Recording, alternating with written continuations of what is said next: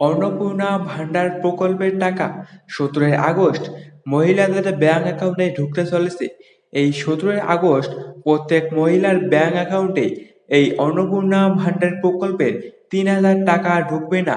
আজকের এই ভিডিওতে আমরা আলোচনা করব কোন কোন মহিলারা পাবে আগস্ট মাসের 17 থেকে 18 তারিখের মধ্যে অন্নপূর্ণা ভান্ডার প্রকল্পের টাকা এবং কোন কোন মহিলা সম্পূর্ণ বাদ পড়তে চলেছে এই আগস্ট মাসের টাকা থেকে। আজকের এই ভিডিওটি সম্পূর্ণ দেখলেই আপনারা বুঝতে পারবেন এবং অন্নপূর্ণা ভান্ডার প্রকল্প নিয়ে কি কি নতুন আপডেট সামনে এসেছে আজকের ভিডিওতে সম্পূর্ণ আলোচনা করা হয়েছে। তো কি কি নতুন আপডেট সামনে এসেছে দেখে নিন। আগস্ট মাস পড়ার সাথে সাথেই অন্নপূর্ণা ভান্ডার প্রকল্পের টাকা নিয়ে চলে এলো এক বিরাট বড় খবর। আপনিও কি অন্নপূর্ণা ভান্ডারের টাকা পাওয়ার জন্য অপেক্ষা করছেন? অন্নপূর্ণা ভান্ডারের উপভোক্তাদের জন্য এক অত্যন্ত গুরুত্বপূর্ণ আপডেট। বহু প্রতীক্ষার পর অবশেষে ঘোষণা হয়ে গেল আগস্ট মাসের টাকা ছাড়ার ফাইনাল তারিখ। এবার সরাসরি 3,000 টাকা ঢুকবে আপনার ব্যাংক অ্যাকাউন্টে। তবে সব উপভোক্তা কিন্তু এই টাকা পাবেন না। কিছু বিশেষ ভুলের কারণে বহু আবেদনকারীর নাম তালিকা থেকে বাদ পড়েছে এবং টাকা আটকে যেতে পারে। আজকের এই ভিডিওতে অন্নপূর্ণা ভান্ডারের ফাইনাল তারিখ এবং কোন মহিলারা এই টাকা পাবেন না তা বিস্তারিত শেয়ার করব। ভিডিওটি স্কিপ না করে শেষ পর্যন্ত দেখুন। চলতি আগস্ট মাসের কিস্তির টাকা 17 আগস্ট থেকে যোগ্য মহিলাদের অ্যাকাউন্টে পাঠানো শুরু হবে। এটা একটা নির্দিষ্ট ঘোষণা, কোনো অনুমান নয়। সঙ্গে এটাও জানানো হয়েছে যে এই মাস থেকে পরবর্তী প্রতি মাসে টাকা ছাড়া হবে মাসের দ্বিতীয় সপ্তাহে, অর্থাৎ আগের মতো একদম প্রথম সপ্তাহে টাকা আসা না করে এখন থেকে দ্বিতীয় সপ্তাহকেই নিয়মিত সময় হিসেবে ধরে নেওয়া ভালো। এর ফলে ভবিষ্যতে বারবার বিভ্রান্তি এড়ানো যাবে বলে মনে করা হচ্ছে। এছাড়া প্রশাসনের তরফে জানানো হয়েছে 31শে জুলাই পর্যন্ত জমা পড়া আবেদনগুলো বিবেচনা করা হয়েছে এবং মোট প্রায় 2,16,00,000 আবেদন এই প্রক্রিয়ার আওতায় এসেছে। এত বিশাল সংখ্যক আবেদন যাচাই করে টাকা পাঠাতে কিছুটা সময় লাগাটা স্বাভাবিক, আর সেই কারণেই এবার তারিখ কিছুটা পিছিয়েছে।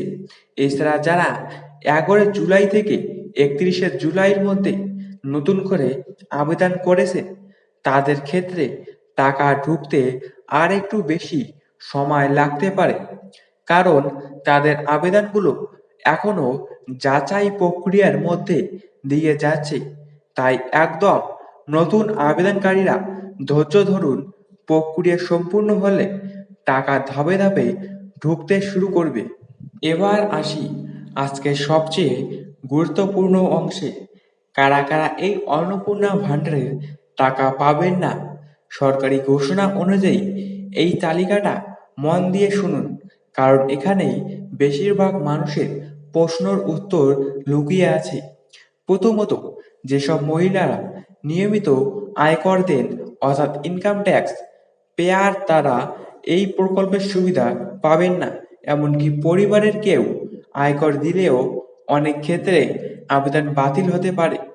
দ্বিতীয়ত, যেসব মহিলা কেন্দ্র বা রাজ্য সরকারের অধীনে পঞ্চায়েত, পৌরসভা, স্থানীয় প্রশাসনিক সংস্থা বা কোনো সরকারি সাহায্যপ্রাপ্ত প্রতিষ্ঠানে নিয়মিত বা স্থায়ী চাকরি করেন, তারা এই সুবিধার আওতায় পড়বেন না। তৃতীয়ত, সরকারি পেনশন পান এমন মহিলারাও এই প্রকল্পের জন্য যোগ্য বলে বিবেচিত হবেন না। চতুর্থ, যাদের বয়স 25 বছরের কম বা 60 বছরের বেশি, তারাও এই মুহূর্তে প্রকল্পের নির্ধারিত বয়স সীমার বাইরে পড়ে। পঞ্চমত, যারা ভারতীয় নাগরিক নন অথবা যাচাই প্রক্রিয়ায় নাম বাতিল হয়ে গেছে, তারাও টাকা পাবেন না। ষষ্ঠত, প্রয়াত হয়েছেন এমন উপভোক্তাদের নামও তালিকা থেকে বাদ দেওয়া হচ্ছে। স্বাভাবিকভাবেই তাদের অ্যাকাউন্টে টাকা যাবে না। সপ্তম, যাদের নাম যোগ্যতা চূড়ান্ত তালিকা থেকে বাদ পড়েছে, অর্থাৎ যাচাই প্রক্রিয়ায় বাতিল হয়েছে, তারাও এই মুহূর্তে টাকা পাবেন না। আর অষ্টমত, যদি কোনো মহিলা তার আবেদন বাতিলের বিরুদ্ধে সংশ্লিষ্ট ট্রাইব্যুনালে আপিল করে থাকেন, তাহলে আইনি প্রক্রিয়া শেষ না হওয়া পর্যন্ত তার টাকা আটকে থাকবে। মন্ত্রী মারুতি লাবারায়ও স্পষ্ট করে বলেছেন, যাদের সমস্ত নথিপত্র ঠিকঠাক আছে, যারা সরকারি স্থায়ী চাকরি করেন না এবং যাদের বৈধ ভোটার কার্ড রয়েছে, তাদের এই প্রকল্প থেকে বঞ্চিত করার কোনো সুযোগ নেই। তাই যোগ্যতার শর্ত পূরণ করলে চিন্তার কোনো কারণ নেই। অন্নপূর্ণা ভান্ডারের পাশাপাশি একটা ছোট কিন্তু গুরুত্বপূর্ণ আপডেট দিয়ে রাখি। রাজ্যের বার্ধক্য ভাতা, বিধবা ভাতা এবং প্রতিবন্ধী ভাতাতেও বড় পরিবর্তন এসেছে। এতদিন এই তিনটি প্রকল্পে উপভোক্তারা মাসে ১,০০০ টাকা করে পেতেন। এখন সেটা বাড়িয়ে করা হয়েছে ১৫০০ টাকা। পঞ্চায়েত ও গ্রাম উন্নয়ন দপ্তরে সরকারি নির্দেশিকা অনুযায়ী এই বর্ধিত হার কার্যকর হচ্ছে ১লা আগস্ট ২০২৬ থেকে, অর্থাৎ আগস্ট মাস থেকেই হিসেবে এই বাড়তি টাকা যোগ হচ্ছে। তবে বাস্তবে উপভোক্তাদের অ্যাকাউন্টে এই বর্ধিত হারে টাকা ঢোকা শুরু হবে ১লা সেপ্টেম্বর থেকে, ডাইরেক্ট বেনিফিট ট্রান্সফারের মাধ্যমে সরাসরি ব্যাংক অ্যাকাউন্টে। তাই আগস্ট মাসে হয়তো পুরনো হারেই টাকা ঢুকতে পারে, কিন্তু সেপ্টেম্বর থেকে নতুন ১৫০০ টাকার হারে নিয়মিত ভাতা পাবেন যোগ্য উপভোক্তারা। যারা এখনো আবেদন করেননি, তারা নিকটস্থ পঞ্চায়েত বা বিডিও অফিসে যোগাযোগ করে আবেদন করতে পারেন।